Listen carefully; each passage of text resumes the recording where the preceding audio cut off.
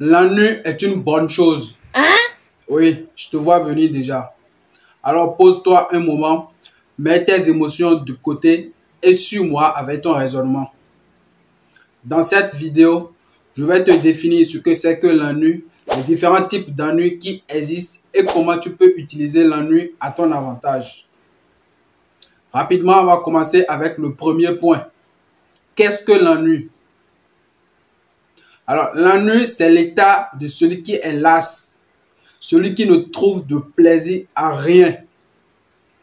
L'ennui, c'est un sentiment, une sensation causée par une occupation dépourvue d'intérêt, monotone ou trop prolongée. L'ennui est une émotion plutôt désagréable qui implique une sorte de réaction automatique de recherche de stimulation. C'est ce qui t'amène à scroller sur TikTok à chaque fois que tu commences par t'ennuyer 2 secondes. À chaque fois que tu te sens seul, au bout de 10 minutes, tu commences par rechercher une stimulation. Point numéro 2. Les différents types d'ennui. L'ennui chronique, c'est un sentiment persistant d'ennui qui peut durer sur une longue période. Ça peut durer plusieurs années. L'ennui situationnel, c'est un type d'ennui causé par une situation spécifique, comme quand tu fais la queue à la banque. Ce que tu ressens lorsque tu te trouves dans un embouteillage, c'est l'ennui situationnel. C'est l'embouteillage qui a causé l'ennui. L'ennui réactif, l'ennui social, l'ennui existentiel. Quand tu t'ennuies, tu commences par te poser des questions sur le but de la vie. Quelle est ton existence? Quel est le but de ton existence? Qu'est-ce que tu fais réellement dans cette vie? C'est l'ennui existentiel qui t'amène à te poser ce genre de questions. Le sujet est plus développé dans mon livre. Point numéro 3. Comment tu peux utiliser l'ennui à ton avantage? L'ennui peut être ton allié si tu sais comment t'en servir. Ou l'ennui peut détruire complètement ta vie si tu ne sais pas t'en servir. Selon la définition, l'ennui te pousse à chercher une sorte de stimulation.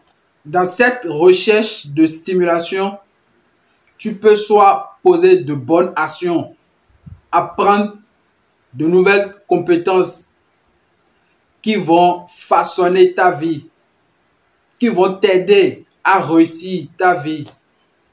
Comme tu peux commencer de mauvaises habitudes. Comme tu peux devenir addict au mauvais comportement.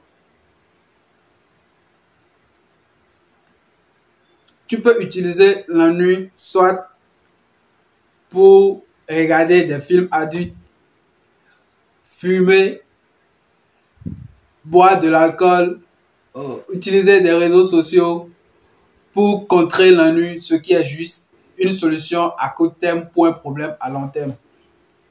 En utilisant l'ennui de cette façon, tu es en train de détruire ta vie. Voilà comment tu peux utiliser l'ennui à ton avantage. Tu peux utiliser l'ennui pour développer ton intelligence.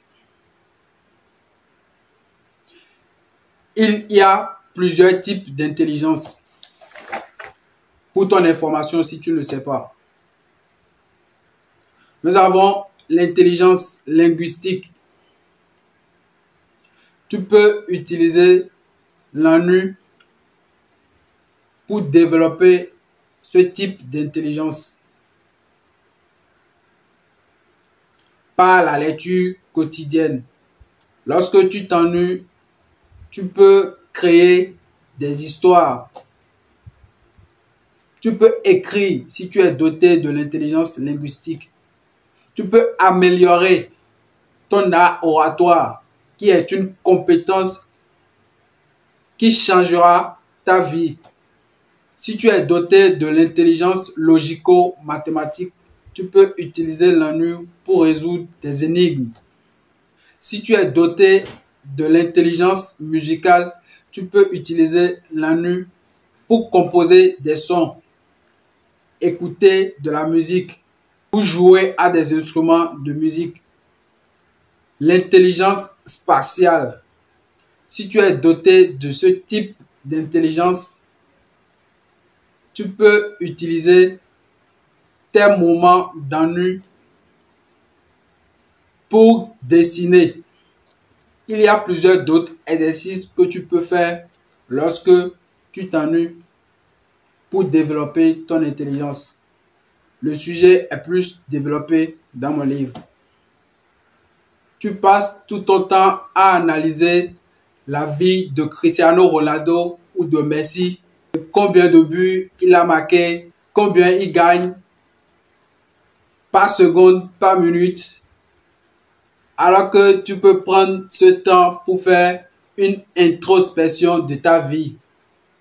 Passe au moins 30 minutes à analyser ta vie et laisse la vie de Cristiano Ronaldo. Lui, il est déjà riche.